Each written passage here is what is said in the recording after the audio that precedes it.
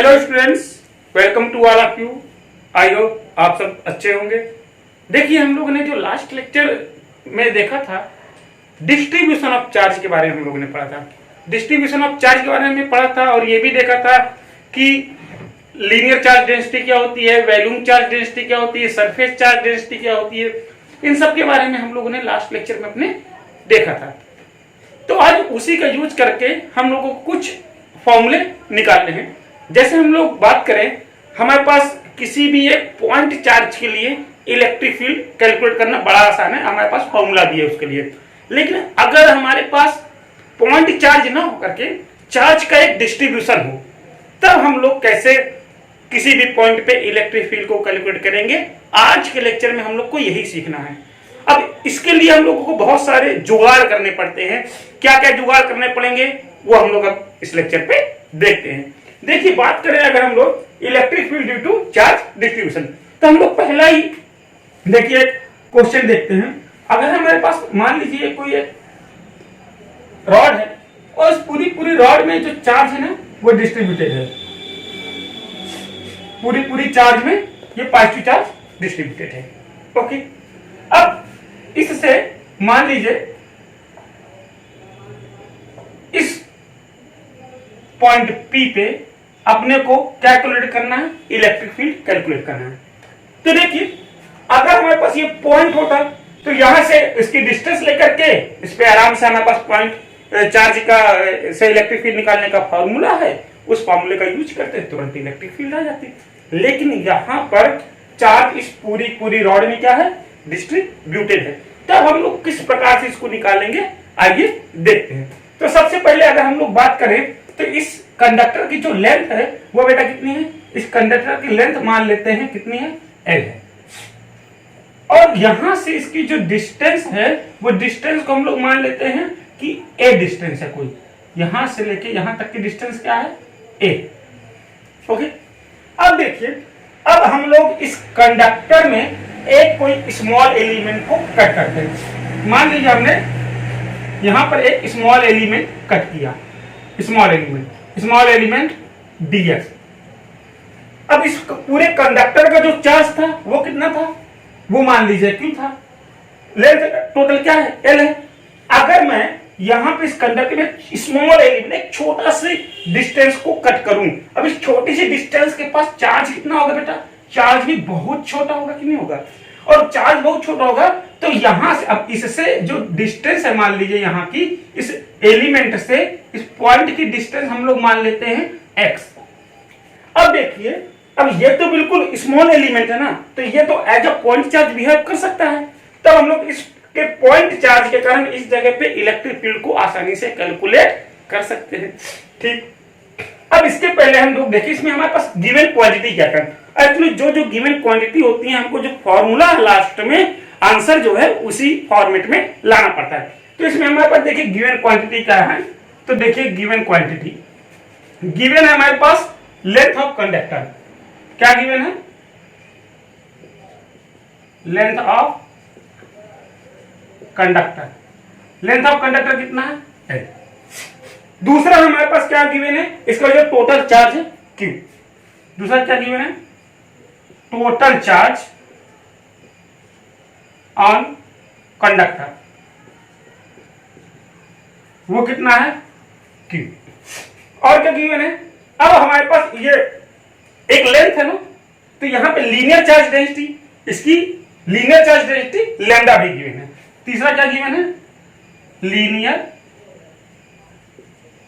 Charge density कितने given है, मान लीजिए लैम्डा। क्लियर है। और देखिए, अब हमारे पास फॉर्मूला भी हमको पता है किसका, लैम्डा का। फॉर्मूला क्या होता है, total charge upon total length. तो टोटल चार्ज Q है, टोटल लेंथ L। अब हम लोग अगर इस पे Q की वैल्यू निकालना चाहे तो Q इक्वल टू क्या हो जाएगा, L इंटू लेम्डा। ये हमारे पास क्या आ गया, चार्ज का फॉर्मूला। अब अगर हम लोग इस dq की वैल्यू को कैलकुलेट करना चाहें, इस dq की वैल्यू को कैलकुलेट करना चाहें तो देखिए इस dq की वैल्यू को क्या कर सकते हैं। अब इसकी डिस्टेंस क्या है, इसकी लेंथ क्या है, इसकी स्मॉल लेंथ है ds, तो क्या हो सकता है dx। और चार्ज डेंसिटी सेम ही रहेगी, तो वो क्या हो जाएगी, लैम्डा। तो हमारे पास डी क्यू की वैल्यू हम लोग चार्ज डेंसिटी के टर्म में निकाल सकते। तो ये चीज हमको गिवन है। तो हमारा जो लास्ट में आंसर आएगा वो किस में आना चाहिए, लेंथ में, लैम्डा पे, क्यू में, इन चीजों में हमारा आंसर आना चाहिए। क्लियर है। और एक चीज और गिवन है, वो है कि इस कंडक्टर से इस पी पॉइंट की डिस्टेंस कितने गिवन है, ए, ठीक है ना। तो distance of point P from conductor कितना गिवन है, ये डिस्टेंस आपको गिवन है ए। ओके, इतना हो गया। अब देखिए, अब हम लोग इस स्मॉल एलिमेंट के कारण यहां पर इलेक्ट्रिक फील्ड को कैलकुलेट करते हैं। अब देखिए, अगर ये स्मॉल एलिमेंट है तो यहां पर जो इलेक्ट्रिक फील्ड बनेगी वो भी क्या बनेगी, स्मॉल डीई बनेगी कि नहीं बनेगी, स्मॉल इलेक्ट्रिक फील्ड बनेगी। अब ये पॉजिटिव है तो इसकी डायरेक्शन आउटसाइड रहेगी। तो देखिए हम लोग निकालते हैं electric field due to small charge d q, d q के कारण हम लोग क्या निकालते हैं, इलेक्ट्रिक फील्ड। तो कितनी आ जाएगी, d E equal to k, formula क्या होता है, क्यू अपॉन आर स्क्वायर। हमारे पास इलेक्ट्रिक फील्ड का फॉर्मूला आप लोगों ने अभी पढ़ा है, क्या होता है, electric field equal to k source charge upon distance r square, और के को 1/4πε0 भी लिख सकते हैं। तो यहाँ पे देखिए के डी क्यू अपॉन ये डिस्टेंस, एलिमेंट्स यहां तक की डिस्टेंस कितनी है, x। क्लियर। अब यहां पे हम लोग डी क्यू को कन्वर्ट कर सकते हैं किसमें, dx इंटू लेमडा में। तो देखिए के lambda dx upon x, D Q को हम लोग क्या लेमडा dx में कन्वर्ट कर दिया। ओके, अब देखिए, अब यहां पर अब हम लोगों ने क्या किया, इस स्मॉल एलिमेंट के कारण इलेक्ट्रिक फील्ड को निकाल दिया। अब यहां पे इसको देखिए, हमने हर स्मॉल एलिमेंट के कारण क्या कर लिया, यहां पे इलेक्ट्रिक फील्ड निकाल लिया, और सारी इलेक्ट्रिक फील्ड की डायरेक्शन सेम है। तो सब स्मॉल स्मॉल डी क्या देंगे, आपस में सब एड अप हो जाएंगी, सब आपस में ऐड कर देंगे, तो हमको यहां पे टोटल इलेक्ट्रिक फील्ड निकल आएगी। तो देखिए, सो नेट इलेक्ट्रिक फील्ड, तो net electric field E net अगर हमको निकालना है तो क्या कर दे, इंटीग्रेट कर दे। अब हमारे पास जुगाड़ क्या होता है, अगर सब कुछ सेम ही डायरेक्शन में है तो सबको ऐड कर देंगे, हर एलिमेंट के कारण बनने वाली इलेक्ट्रिक फील्ड को क्या कर देंगे, ऐड कर देंगे। तो हमारे पास क्या हो जाएगी, टोटल इलेक्ट्रिक फील्ड आ जाएगी।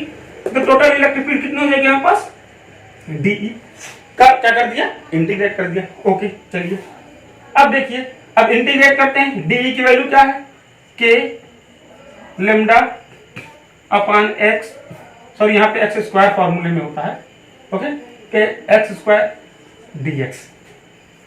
ओके, ये हमारे पास आ गया। अब आगे देखिए, आगे हम लोग क्या कर सकते हैं, अब यहां पर वेरी क्या क्या आपका कांस्टेंट है और क्या आपका वेरी कर रहा है, कौन नॉन वेरिएबल है और कौन वेरिएबल है। देखिए यहाँ पे हमारा के कांस्टेंट है और लेमडा क्या है, कांस्टेंट है, और एक्स की जो वैल्यू है, एक्स की वैल्यू क्या करेगी, हर एलिमेंट के लिए वेरी करेगी।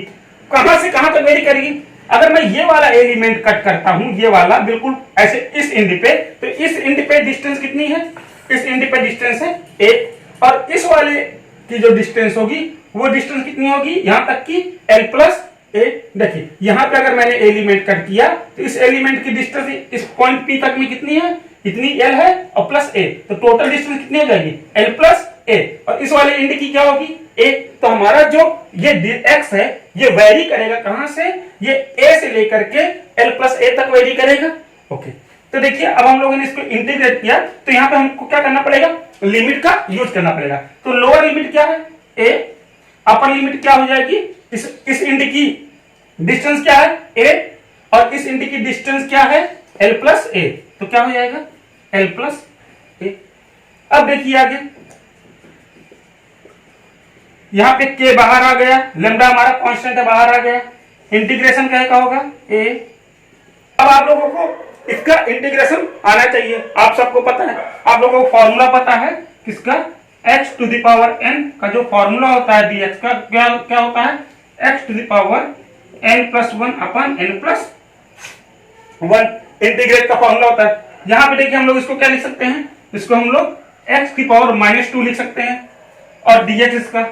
अब देखिए अब हम लोग किस सिंपल सा फॉर्मूला रख सकते हैं, -2 + 1 अपान -2 + 1, तो हमारे पास क्या आ जाएगा x पर -1 अपान -1, तो इसको हम लोग क्या लिख सकते हैं -1 अपान x लिख सकते हैं। तो देखिए यहाँ पे इसको जब हम लोग इंटीग्रेट करेंगे तो क्या आएगा हमारा k लेमडा इंटीग्रेशन -1 अपान x और limit l + a upon a। देखिए अब लिमिट रख दीजिए k लेमडा, लिमिट हम लोगों ने रखा तो क्या रखा है इसके जगह -1 अपान l + a और माइनस और फिर आगे ये माइनस है तो -1 अपान a। ओके, अब इसको और आगे कैलकुलेट कीजिए, देखिए k लेमडा और देखिए ये प्लस वाला पार्ट है तो 1 अपान a -1 अपान l + a, तो this is your net electric field. ये क्या आ गई आपकी नेट इलेक्ट्रिक फील्ड आ गई। अब यहाँ पे आप लोगों को क्या L की वैल्यू नोन है, पता रहेगी हमेशा, डिस्टेंस हमेशा पता रहेगी एक फॉर्म में, चार्ज डेंसिटी आपको पता है, तो देखिए नेट फील्ड निकाल सकते हैं आराम से, बहुत सिंपल है, कोई प्रॉब्लम। ओके चलिए इसको नोट कीजिए, फिर अगला डेरिवेशन देखते हैं। अब आइए देखते हैं अगला क्वेश्चन क्या है। Obtain the formula for the electric field due to a long thin wire of uniform linear charge density lambda without using Gauss law। अच्छा ये गॉस लॉ आप लोग अभी आगे आने वाले लेक्चर्स में देखेंगे। अच्छा गॉस लॉ का जब हम लोग यूज करेंगे तो इन सवालों को ऐसे चुटकियों में सॉल्व कर लेंगे, हमको इतना क्रिटिकल मेथड नहीं अपनाना पड़ेगा। लेकिन कभी कभी बोर्ड एग्जाम में ऐसे क्वेश्चन आ जाते हैं और वहां पे वो लिख देता कि गॉस थ्योरम का आपको यूज नहीं करना, क्योंकि हर इंसान की खासियत होती है कि वो शॉर्टकट ढूंढता है, तो गॉस लॉ क्या एक शॉर्टकट है इस तरह के क्वेश्चन को सॉल्व करने का। पर आप लोगों को सीधा दे दिया जाएगा कि यूज ही नहीं करना, तब तो आप लोग को ये मेथड आना चाहिए। तो आइए देखते हैं कैसे हम लोग कैलकुलेट करते हैं इलेक्ट्रिक फील्ड। ओके, अब आपके पास क्वेश्चन में कह रहा है obtain the formula of the electric field due to a long thin wire of uniform linear charge density. देखिए हमारे पास एक वायर है जो इन्फिनिटी लॉन्ग है, देखिएगा ये हमारे पास एक कोई वायर है जो क्या है इनफाइनाइट लेंथ की वायर है हमारे पास। ओके, अब देखिए इस वायर की जो टोटल लेंथ है वो क्या है इन्फिनिटी है। तो अब इसके हम लोग मिड पॉइंट से क्या करते हैं, क्या कहां निकालना है, इससे हम लोग देखते हैं मिड पॉइंट से कोई भी x डिस्टेंस पे, ये देखिए ये x एक्सिस मान लेते हैं, इसको y एक्सिस मान लेते हैं, ये पॉइंट क्या है P। ओके, अब यहां पे हम लोग को फिर से गिवन क्वांटिटी क्या है, देखिए हम लोग गिवन क्वांटिटी में आपको बोला है कि obtain the formula of electric field to long thin wire of uniform linear charge density lambda without using Gauss theorem. तो हम लोग को देखिए ये डिस्टेंस तो फिक्स होगी, ये कांस्टेंट है, तो हम लोग को जो लास्ट में आंसर निकालना पड़ेगा ना फॉर्मूला बेटा, वो हमको कांस्टेंट जो वैल्यू है ना उन्हीं का टर्म में निकालना पड़ता है। तो देखिए एक तो ये x कांस्टेंट होगा हमारे पास, दूसरा कांस्टेंट हमारे पास क्या है, दूसरा कांस्टेंट इसकी डेंसिटी है लैम्डा, वो कांस्टेंट है हमारे पास। ओके, तो देख लीजिए हम यहाँ पे लिखे दे रहे हैं कौन कौन सी कांस्टेंट क्वांटिटी है आपके पास, कांस्टेंट। देखिए पहला क्या है x क्या है बेटा, distance of point P from conductor कितनी है x। ओके, दूसरा क्या है हमारे पास, दूसरा है हमारे पास लीनियर चार्ज डेंसिटी, क्या है लीनियर चार्ज डेंसिटी, वो कितनी दी हुई है लैम्डा। अब लैम्डा का आप लोग को फॉर्मूला पता है क्या होता है, Q/L होता है। ओके, अब देखिए हमको आंसर x और लैम्डा के टर्म में लाना है। तो देखिए सबसे पहले ये हमारे पास एक कोई थिन वायर है, तो हम लोग क्या करते हैं इसका एक स्मॉल एलिमेंट कट कर लेते हैं। ये हमने क्या किया, इसका एक स्मॉल एलिमेंट कट कर लिया, ये y एक्सिस है तो इसको स्मॉल एलिमेंट को क्या मान लेते हैं dy मान लेते हैं। और ये इस पॉइंट O से मान लीजिए, इस पॉइंट को हम लोग क्या मान ले O से इस y की जो डिस्टेंस है उसको हम लोग क्या ले लेते हैं, मान लीजिए उसको हम लोग ने y ले लिया, यहां से यहां तक की डिस्टेंस क्या है y है, और ये स्मॉल एलिमेंट क्या है dy। अब इसके पास स्मॉल एलिमेंट dy पर चार्ज कितना होगा बेटा, चार्ज कितना होगा dq चार्ज होगा। तो यहाँ पे हम लोग फिर से फॉर्मूला निकाल सकते हैं, डी क्यू की वैल्यू निकाल सकते हैं। तो लैम्डा इक्वल टू क्यू की जगह यहाँ पे क्या रखे, डी क्यू रखे, और लेंथ कितनी है इसकी, डी वाई है। तब देखिए यहाँ पे डी क्यू इक्वल टू कितना जाएगा, लैम्डा डी वाई। इसलिए हमको अभी आगे जरूरत पड़ेगी, तो हम लोग यहाँ से कैलकुलेट कर लिए। अब देखिए, अब इससे इस पॉइंट पी की डिस्टेंस कैलकुलेट करते हैं। ये देखिए, ये डिस्टेंस मान लेते हैं क्या है, आर, इस पॉइंट की डिस्टेंस। अब इस आर को हम लोग, ये देखिए, ये अब राइट एंगल ट्रायंगल बन रहा है, तो आर को हम लोग क्या लिख सकते हैं, under root x square plus y square, ऐसे हम लोग कैलकुलेट कर सकते हैं। अब देखिएगा यहाँ पे, अब ये जो स्मॉल एलिमेंट डी वाई है ना, अब यहाँ पे देखिए अलोंग दिस डायरेक्शन, इस डायरेक्शन में इलेक्ट्रिक फील्ड बनाएगा। अब स्मॉल एलिमेंट है, छोटा सा चार्ज डी क्यू चार्ज है, तो छोटी सी इलेक्ट्रिक फील्ड क्या बनेगी आपकी, डीई बनेगी। क्लियर? अब देखिए, अब यहाँ पे इस डीई के देखिएगा, अब इस डीई के हम लोग दो कंपोनेंट काट सकते हैं, इस डीई को दो कंपोनेंट में डिवाइड कर सकते हैं। एक कंपोनेंट तो इसका अलोंग एक्स एक्सिस हो जाएगा, ये क्या हो जाएगा, डीई कॉस थीटा। अब देखिए ये एंगल क्या है, थीटा, तो ये भी एंगल क्या होगा आपका, थीटा, तो डीई कॉस थीटा। एक क्या हो जाएगा, डीई साइन थीटा। अब आप लोग देखिए, यहां पर ऐसे बहुत सारे हम लोग एलिमेंट कट करेंगे कि नहीं कट करेंगे, लेकिन इस जीरो से नीचे सारे एलिमेंट और इसके ऊपर मिड पॉइंट्स की हम लोग बात करें, तो यहां पर देखिए डीई साइन थीटा हमेशा कैंसिल होगा।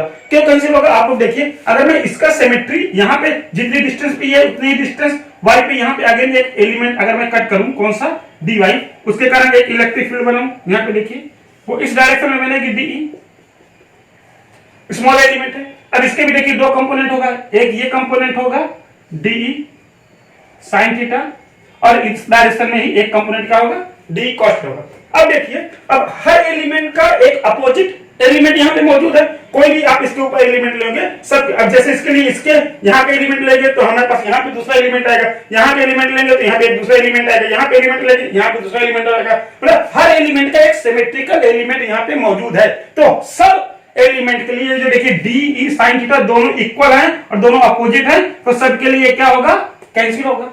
तो नेट इलेक्ट्रिक फील्ड हमारी क्या आएगी, नेट इलेक्ट्रिक फील्ड हमारी क्या आएगी, डीई कॉस थीटा। तो हर एलिमेंट का हम लोग क्या कर ले, डीई कॉस थीटा को ऐड कर दे, तो हमारी नेट इलेक्ट्रिक फील्ड यहां से हम लोग कैलकुलेट कर सकते हैं। तो देखिए सब पहले हम लोग निकालते हैं डीई की वैल्यू। तो देखिए इलेक्ट्रिक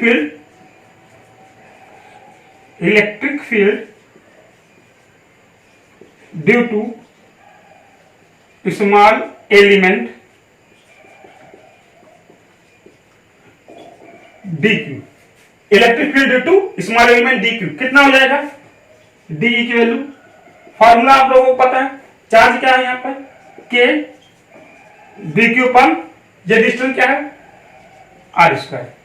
डी क्यू को हम लोग क्या लिख सकते हैं फर्दर, देखिएगा डीई इक्वल टू के, डी क्यू को हम लोग कन्वर्ट कर सकते हैं लैम्डा डी वाई में, हमने कन्वर्ट कर दिया lambda d y upon r square. R square को भी हम लोग कन्वर्ट कर सकते हैं किसमें, देखिए आर स्क्वायर की जगह हम लोग क्या लिख सकते हैं, under root x square y square. R का स्क्वायर है रूट और स्क्वायर कैंसिल हो जाएगा, तो क्या आ जाएगा, x square plus y square. ये हमारे पास क्या आ गया, ये छोटी सी हमारे पास इलेक्ट्रिक फील्ड आ गई। ओके, ये अब देखिए ये इलेक्ट्रिक फील्ड यहाँ पे आ गई। अब इस इलेक्ट्रिक फील्ड क्या है, दो कंपोनेंट है, तो देखिए हम लोग लिख सकते हैं यहाँ पे कि डीई हैज टू कंपोनेंट। कौन कौन से दो कंपोनेंट है, देखिए एक अलोंग एक्स एक्सिस में है, दूसरा अलोंग वाई एक्सिस में है। तो हम लोग क्या लिख सकते हैं, एक कंपोनेंट है हमारा कहां पे, एक्स एक्सिस में। एक्स एक्सिस में कौन सा कंपोनेंट है हमारे पास, डीई कॉस थीटा, और दूसरा क्या है वाई एक्सिस में, वो क्या है डीई साइन थीटा। क्लियर इतना। अब इसको हम लोग माइनस डी साइन थीटा लिख सकते हैं। माइनस डी साइन थीटा क्यों लिख सकते हैं, यहाँ पे अगर इस कंपोनेंट के लिए मैंने बात किया तो इसके लिए हम लोग क्या माइनस डी साइन थीटा लिखेंगे, क्यों, क्योंकि ये नेगेटिव साइन क्या शो कर रहा है कि वाई एक्सिस में ये नेगेटिव साइड में है। वाई यहां से देखिए ये माइनस वाला, ऊपर होगा वाई पॉजिटिव, यहाँ पे ये क्या है नेगेटिव डायरेक्शन में, तो माइनस डी साइन थीटा हम लोग इसके लिए ले सकते हैं। Negative sign indicates that d y acts in negative y direction, every d y cancel out due to the symmetry भाई इसका एलिमेंट सिमेट्रिकल यहाँ पे होगा, यहाँ पे कोई भी इसके ऊपर कोई भी एलिमेंट आप लोगे उसका एक सिमेट्रिक एलिमेंट यहाँ पे मौजूद होगा, तो सबका डी साइन थीटा क्या हो जाएगा, कैंसिल होगा, तो इक्वल अपोजिट है। तो देखिए hence the resultant field E gets contribution only from x component, मतलब कहना इस एक्स कंपोनेंट की जो ये डीई कॉस थीटा है हर एलिमेंट की, वही क्या बनाएगी, नेट इलेक्ट्रिक फील्ड बनाएगी। तो देखिए ई नेट के लिए हम लोग क्या लिख सकते हैं, ई नेट हमारी क्या होगी, ई कौन से, एक्स डायरेक्शन वाली, तो एक्स डायरेक्शन वाली के लिए हम लोग को क्या करना पड़ेगा, डीई कॉस थीटा, एक्स वाली हमारी क्या है, डीई कॉस है। इसको हम लोग अगर पूरा इंटीग्रेट कर देंगे, कहां से कहां तक इंटीग्रेट करेंगे, देखिए यहां पे ये इंफिनिटी है, ऊपर भी इंफिनिटी, यहां से देखिए माइनस इंफिनिटी से लेके प्लस इंफिनिटी तक हम लोग क्या कर दे, इसको इंटीग्रेट कर दे, माइनस इंफिनिटी से कहां तक बेटा कर दे, प्लस इंफिनिटी तक इसको हम लोग क्या कर दे, इंटीग्रेट कर दे, लिमिट लगाना है सबको। अब देखिए आगे हम लोग इसकी वैल्यू देखते हैं, E net is equal to integration of plus infinity to minus infinity, D की वैल्यू क्या है, डी की वैल्यू हम लोग लिख सकते हैं k lambda d y upon x square plus y square और कॉस थीटा। अब देखिए यहाँ पे हमने आपको पहले इसको स्टार्टिंग करते समय बताया था, हमको आंसर उस टर्म में लाना है जो वैल्यू एक कांस्टेंट होगी। अब देखिए x तो हमारे पास कांस्टेंट है, लेमडा भी हमारे पास कांस्टेंट है, क्या तो कांस्टेंट होता ही है, लेकिन ये जो y है ना, y वेरिएबल है। कैसे, देखिए यहाँ पे इस एलिमेंट को लेंगे तो y की डिस्टेंस ये है, इस एलिमेंट को लेंगे तो y चेंज होगा। अगर एलिमेंट चेंज कर दिया तो y की डिस्टेंस क्या करती जाएगी, वेरी करती जाएगी कि नहीं करती जाएगी।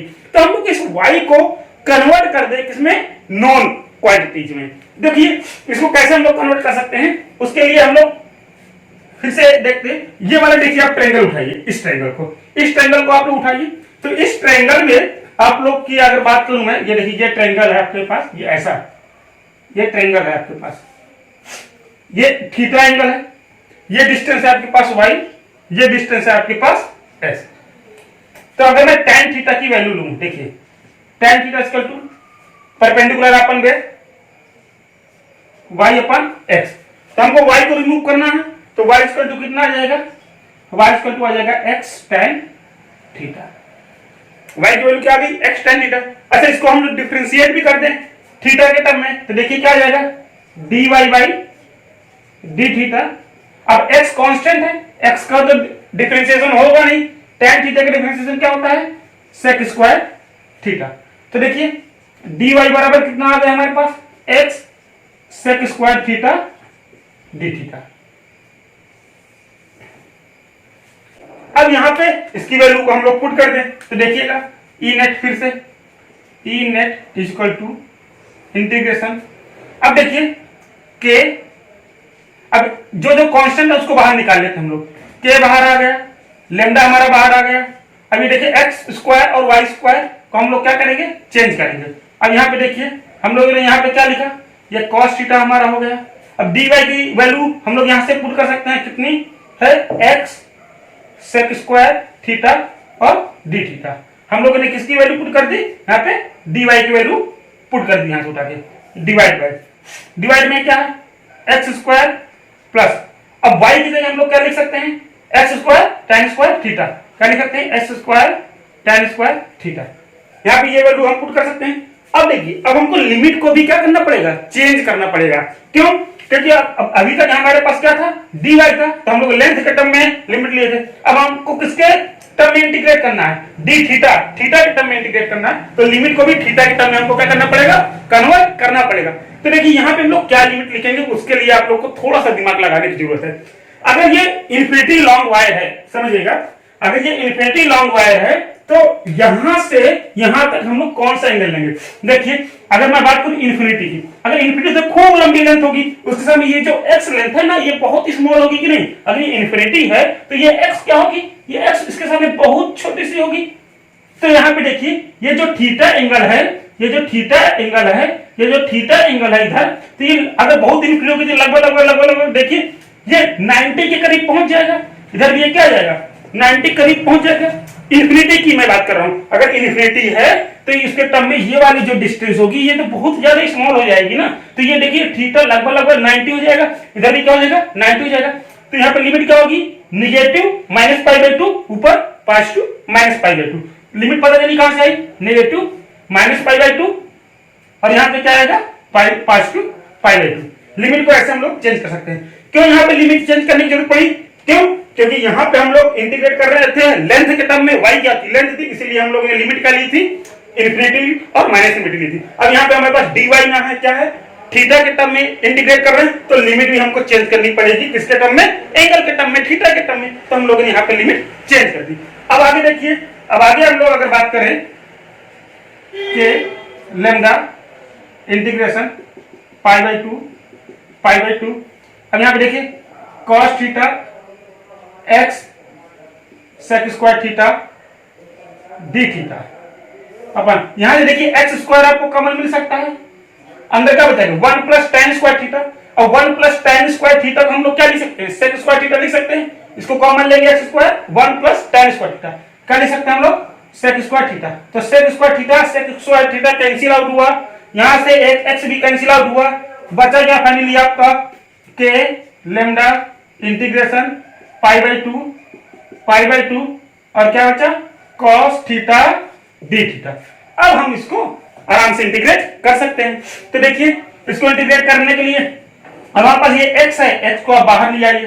क्यों x बाहर आ गया, बिकॉज ये कांस्टेंट वैल्यू है, ये वैल्यू तो चेंज नहीं होगी ना, कांस्टेंट है। तो x यहाँ पे जो बच्चा उसको हम लोग बाहर लिया। अब इंटीग्रेशन सिर्फ किसका करना है हमको cos थीटा करना है। तो देखिए cos थीटा का इंटीग्रेशन कर लें k lambda upon 2, cos theta का इंटीग्रेशन क्या आएगा sin थीटा, आप सबको फॉर्मूला पता होगा π/2 और माइनस π/2, दोनों वैल्यू रखिए। देखिए k lambda by 2 sin π/2 minus sin minus π/2। ये देखिए अब ये माइनस और माइनस मिलकर क्या हो जाएंगे प्लस हो जाएंगे। देखिए हम यहाँ पे लिखे दे रहे हैं फॉर्मूला फाइनली जो आया हमारा, यहाँ पे देखिए ई नेट का फॉर्मूला क्या निकल आएगा, E net is equal to 2a lambda upon x। अब यहाँ पे देखिए ये प्लस हो जाएगा, दोनों ऐड हो जाएंगे तो 2 आएगा, यहाँ पे क्या आएगा 2 sin π/2, 2 sin π/2। और sin 90 की वैल्यू क्या होती है 1 होती है, तो हम लोग यहाँ पे क्या लिख सकते हैं, इसकी जगह क्या हो जाएगा 1 हो जाएगा। तो फाइनली हमारा जो फॉर्मूला आएगा वो क्या हो जाएगा 2k lambda upon x। This is your final formula. Simple है, हम लोग को कुछ नहीं करना, हर एलिमेंट के थ्रू इलेक्ट्रिक फील्ड निकाला, उसको हम लोगों ने दो कंपोनेंट में ब्रेक किया, दो कंपोनेंट में ब्रेक करने के बाद हम लोगों ने क्या किया सॉल्व कर लिया, देन आपका आंसर पूरा आ गया। बस आप लोगों को क्या निकालना, छोटे से एलिमेंट के कारण इलेक्ट्रिक फील्ड निकाल लेते हैं, फिर देखना कौन से कंपोनेंट कट रहा है, और जो कंपोनेंट बचता है उसको इंटीग्रेट करके हम लोग फाइनली अपना आंसर निकाल सकते हैं। ओके, तो आप लोग इसको अच्छे से कॉपी कीजिए। फिर हम लोग एक जनरल फॉर्मूला देखते हैं। अब यहाँ पे लिमिट पॉइंट पे था, अब लेकिन अगर यहाँ पे आ गए, यहाँ पे आ गए तो कैसे हम लोग कैलकुलेट करेंगे उसके बारे में देखते हैं। तो आप लोग इसको अच्छे से कॉपी कीजिए। तो चलिए अब एक जनरल फॉर्मूला भी इसका देख लेते हैं। जैसे हमारे पास ये कोई कंडक्टर है, दिस इज एनी कंडक्टर, ये क्या है पॉजिटिवली चार्ज पूरा कंडक्टर है।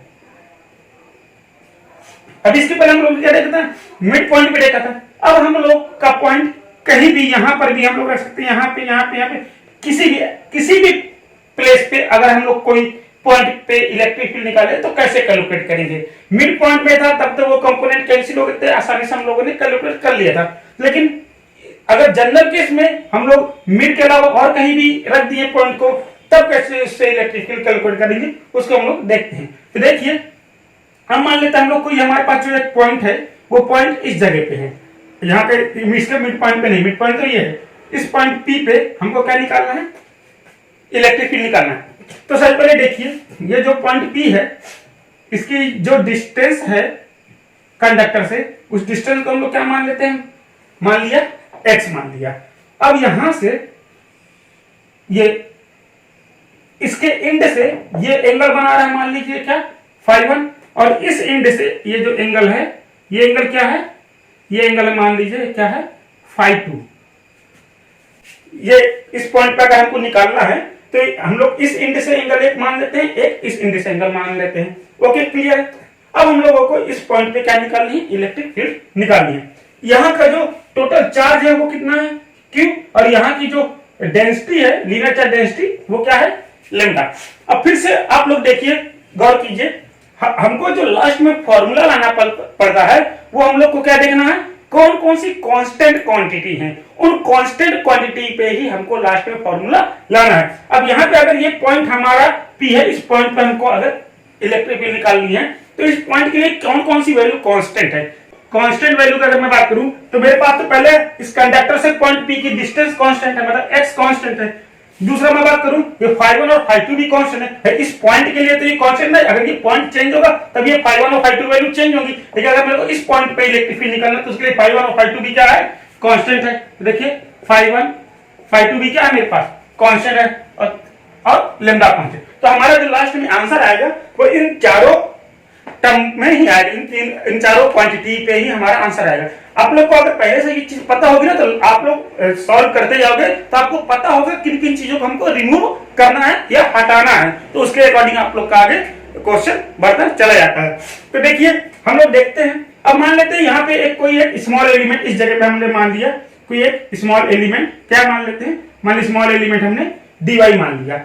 इस स्मॉल एलिमेंट dy को मान लिया और इसके पास चार्ज क्या होगा, स्मॉल एलिमेंट है तो चार्ज भी इसके पास क्या होगा, dq होगा। और यहाँ इसके मिड पॉइंट, इस पॉइंट से हम लोग इसकी डिस्टेंस क्या मान लेते हैं, मान लीजिए y डिस्टेंस मान लिया। यहां से यहां तक की डिस्टेंस क्या मान लिया हम लोगों ने, y मान लिया। ओके, y मान लिया। अब देखिए, अब अगर हम लोग इस पॉइंट पे इलेक्ट्रिक फील्ड कैलकुलेट करनी है तो देखिए ये ऐसे इलेक्ट्रिक फील्ड बनाएगा स्मॉल डी, और उसी तरीके से इसके क्या होंगे, एक कंपोनेंट इस डायरेक्शन में, ये क्या हो जाएगा डी कॉस थीटा, एक कंपोनेंट इस डायरेक्शन में डी साइन थीटा। अब ऐसे देखिए अगर मिड में होगा तब तो ये डी साइन थीटा सबका कैंसिल हो जाता है, बट यहाँ पे ये मिड में है नहीं, इसलिए यहाँ पे ये दोनों कंपोनेंट के थ्रू हमको रिजल्टेंट इलेक्ट्रिक फील्ड निकालनी पड़ेगी। ओके, अब आगे हम लोग देखते हैं, बात करते हैं कैसे हम लोग कैलकुलेट करेंगे इसको। तो देखिए अब यहाँ पे डी कॉस थीटा, यहाँ पे डी साइन थीटा, और यहाँ पे स्मॉल एलिमेंट डी। अच्छा, ये इसको हम लोग कई किताबों में आप लोग देखोगे लिखा हुआ मिलेगा, ये जो ये कंडक्टर के क्या है, परपेंडिकुलर वाली फील्ड है ना, तो इसको हम लोग क्या बोलते हैं, इसको हम लोग क्या बोलेंगे, ई परपेंडिकुलर भी बोलेंगे। और इसको हम लोग क्या बोलेंगे, अब ये कंडक्टर के क्या है बेटा, पैरेलल है ना, तो इसको हम लोग क्या बोलते हैं, ई पैरेलल भी बोलते हैं। ऐसे हम लोग किताबों में लिखा हुआ ऐसे आपको मिल जाएगा। तो अभी चलिए देखते हैं, सबसे पहले हम लोग क्या निकालते हैं, डी, जैसे हमेशा निकालते हैं। तो देखिए डी निकालने के लिए हम लोग क्या करते हैं, देखिए डी फॉर्मूला आपको पता है क्या, के सोर्स चार्ज अपॉन डिस्टेंस। अब यहां से लेके यहां तक की डिस्टेंस मान लीजिए आर है, तो क्या हो जाएगा आर स्क्वायर, ये हमारी क्या आ गई, डिस्टेंस आ गई। अब यहाँ पे देखिए, अब इसको और हम लोग क्या लिख सकते हैं। ओके, अब एक चीज और हम लोग को यहाँ पे आर को भी अगर हम लोग कन्वर्ट कर पाए तो हमारे लिए अच्छी बात है, तो आर को भी हम लोग कन्वर्ट कर लेते हैं। देखिए कैसे कन्वर्ट करेंगे, वहां पे हम लोग देख सकते हैं। अब देखिए, अब अगर मैं इस ट्रायंगल को उठा लूं, ये देखिए ये, और ये जो एंगल था हमारा, दिस एंगल इज फाइव, इस एंगल को क्या मान लेते फाइव। अब ये फाइव एंगल क्या हो जाएगा, वेरी करेगा, चेंज करेगा, ठीक है ना, और ये साथ में आर भी चेंज करेगी, तो आर भी चेंज कर रही है, तो अब इस आर को हम लोग क्या कर दे, चेंज कर, यहां से रिमूव कर दे। और कैसे रिमूव किया जा सकता है उसको हम लोग देखते हैं। देखिए अगर हम लोग बात करें, ये हम लोग अपना ट्रायंगल उठाएं, ये वाला इस ट्रायंगल पे, तो इस ट्रायंगल पे देखिए ये लेंथ x है, ये लेंथ r है, ये लेंथ y है, और ये हमारा एंगल क्या है, फाइव है।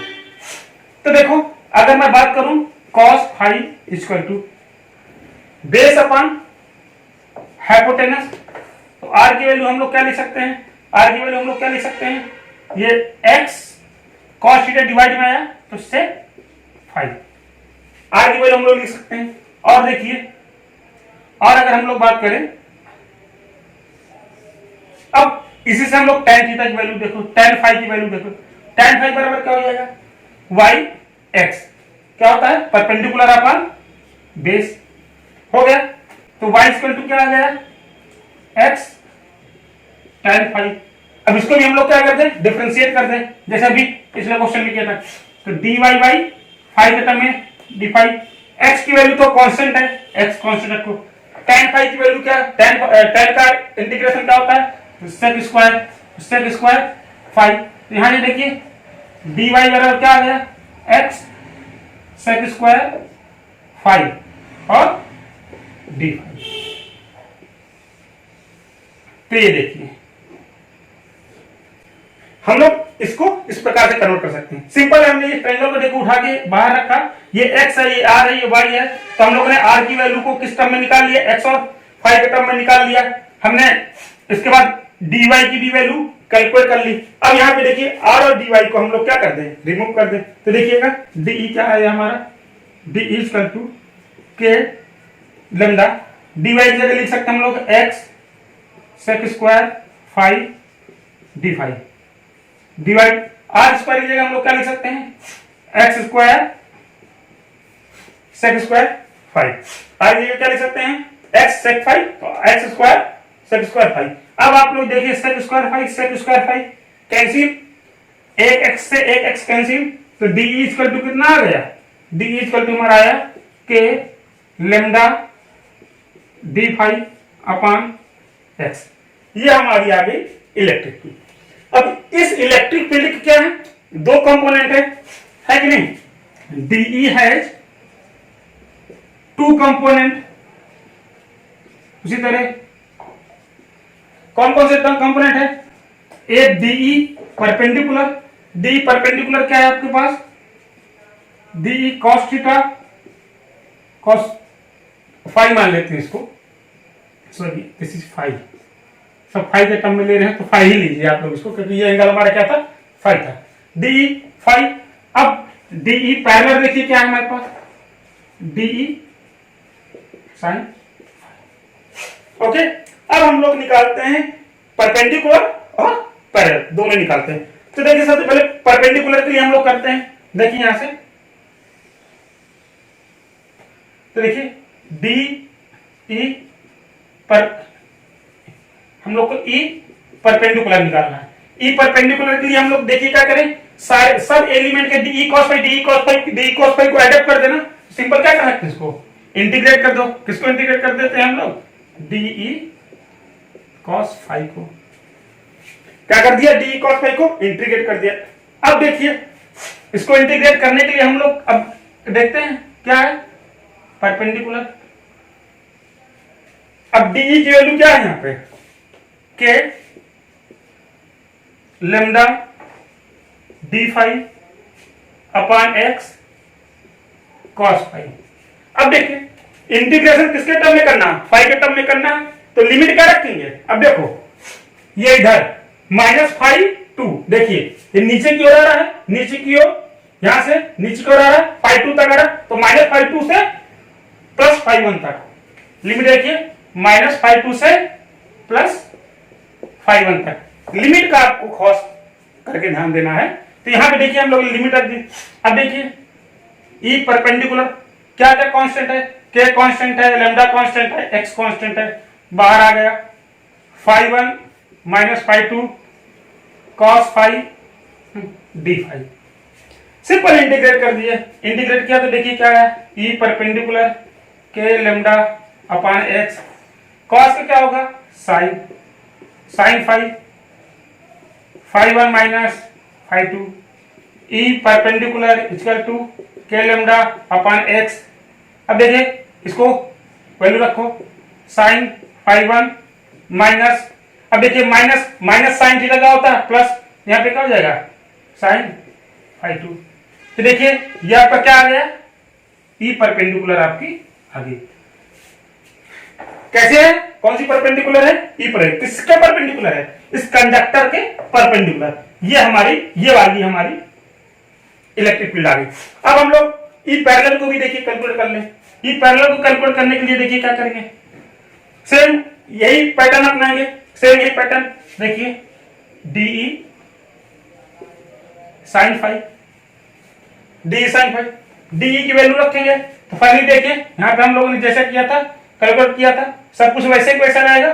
तो क्या आ जाएगा, देखिए ई पैरेलल इक्वल टू उसी तरह देखिए के लेमडा एक्स, अंदर आपका क्या बचेगा साइन फाइव डी फाइव। वैसे वैल्यू रखें जैसे ये है वैसे ही किए हैं, और लिमिट वहां से हम लोग क्या लगा देते हैं, क्या -5 से +5 तक, -5 से कहां तक आएगी 5 तक।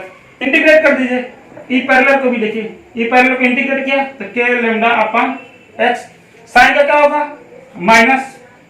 -cos5, तो देखिए 5(1 -5(2), वैल्यू रख दीजिए के lambda upon x -cos5(1) minus, अब देखिए cos5(1) की वैल्यू को माइनस माइनस करेंगे तो क्या आएगा, प्लस आ जाएगा, प्लस cos5(2).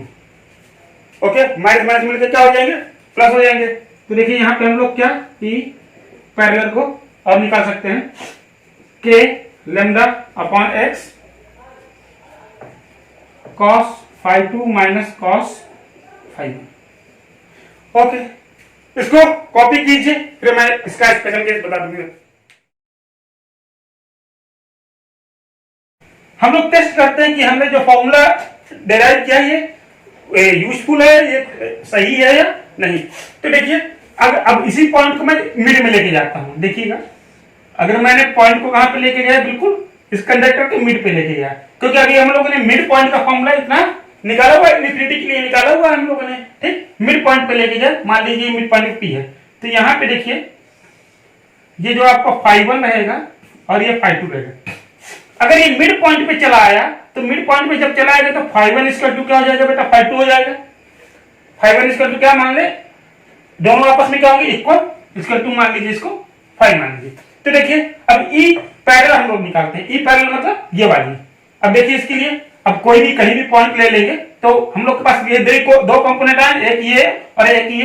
तो देखिए ई पैरेलल निकालते हैं, कितना होगा, ई पैरेलल के लिए के लेमडा एक्स cos φ2 भी क्या है आपका 5 बन गया है, यहाँ पे देखिए φ1 भी क्या बन गया है 5 बन गया है। तो ये आपस में माइनस हो जाएंगे तो कितना बचेगा 0, 0 का मल्टीप्लाई 0, ई पैरेलल आपकी क्या आ गई 0 आ गई कि नहीं आ गई। अब देखिए ई परपेंडिकुलर निकालते हैं, ई परपेंडिकुलर देखिएगा ई के लेमडा एक्स, और देखिए साइन 5 प्लस साइन 5, क्योंकि φ1 और φ2 क्या है इक्वल, 5 इक्वल हो गए। तो देखिए ई परपेंडिकुलर इक्वल टू क्या आ गया 2 के लेमडा अपॉन एक्स और साइन 5। ये देखिए ई परपेंडिकुलर आपकी ये आ गई, एक कंपोनेंट तो 0 हो गया, तो आपकी नेट इलेक्ट्रिक फील्ड क्या आएगी, नेट इलेक्ट्रिक फील्ड जो भी रहेगी वो परपेंडिकुलर के ही कारण तो रहेगी, परपेंडिकुलर को इस वाली डायरेक्शन में, कंडक्टर के परपेंडिकुलर, इसके कारण तो नेट इलेक्ट्रिक फील्ड रहेगी। कितने आएगी ये, और अगर यही इन्फिनिटी है, अगर क्या है यही क्या है इन्फिनिटी, क्योंकि अभी इसके पहले हम लोग इन्फिनिटी के लिए फॉर्मूला निकाले थे, तो उसमें देखते हैं अगर यही इन्फिनिटी है तो ये 5 क्या हो जाएगा, ये 5 बहुत क्लोज आ जाएगा, बहुत क्लोज आ जाएगा तो क्या हो जाएगा, इट इज 90, मतलब क्या हो जाएगा π/2। तो यहाँ पे 5 की वैल्यू आप लोग रख दिए π/2, π/2 मतलब 90, तो sin 90 की वैल्यू क्या होगी 1। तो देखिएगा ई नेट हमारी क्या आ गई, E net equal to 2k lambda by X, इसकी वैल्यू नहीं। अब देखिए ये फॉर्मूला देखिए, और अभी हम लोगों ने जो बैक में निकाला, तो देखिए ई नेट इसके बारे में हमारी आ गई। अब देखिए ये जो फॉर्मूला है ना, ये फॉर्मूला बहुत यूजफुल फॉर्मूला है। अगर हम लोग को देखिए, अब अगर आपके पास ये इस फॉर्मूले में क्या क्या क्वांटिटी है, ओनली ये कांस्टेंट है, लेमडा कांस्टेंट है और एक्स कांस्टेंट है, φ1 और φ2। अगर मान लीजिए कंडक्टर में ये आपका पॉइंट चेंज होता है, मान लीजिए यहाँ पे पॉइंट आ गया या यहाँ पे आ गया, कहीं पर भी पॉइंट आ गया, इस पॉइंट के लिए ये आपका देखिए ये φ1 होगी, ये क्या होगी φ2 होगी। इस पॉइंट की अगर मैं बात करूं, इस पॉइंट के लिए ये देखिए ये φ1 होगी और ये क्या हो जाएगा φ2। तो चेंज क्या होगा, ना तो एक्स चेंज होगा, ना तो डिस्टेंस चेंज हो रही है, ना तो देखिए यहाँ पे लेमडा की वैल्यू चेंज कर रहा है, φ1 और φ2 चेंज हो रहा है। तो अगर आप लोगों को φ1 और φ2 की वैल्यू पता है तो आप लोग बड़ी सिंपल तरीके से इन दोनों फॉर्मूलों का यूज करके ऑटोमेटिक का इसकी रिजल्टेंट इलेक्ट्रिक फील्ड निकाल सकते हो। आप इस कंपोनेंट को निकाल सकते हो, इस कंपोनेंट को निकाल सकते हो, और दोनों का रिजल्टेंट आराम से निकाल सकते हो। वेक्टर सम कर करके दोनों कंपोनेंट आपको निकल आएंगे। तो देखिए हम लोग बहुत सिंपल तरीके से इससे कहीं पर भी इस पॉइंट पे इलेक्ट्रिक फील्ड निकाल सकते हैं। आपको क्या जरूरत है, मान लीजिए ये पॉइंट है, आपको क्वेश्चन में क्या दिया रहेगा, ये मान लीजिए 30 डिग्री दिया है, ये मान लीजिए आपको क्या दिया है 60 डिग्री दिया है, ये डिस्टेंस मान लीजिए आपको 5 दिया है, तो आपको देखो चार्ज डेंसिटी की कुछ वैल्यू दी रहेगी, आराम से आप लोग तुरंत इसका क्वेश्चन सॉल्व कर लोगे। अगर ये फॉर्मूले नहीं पता होंगे तो आप लोग यहाँ पे इस पॉइंट पे इलेक्ट्रिक फील्ड कभी निकाल ही नहीं पाओगे।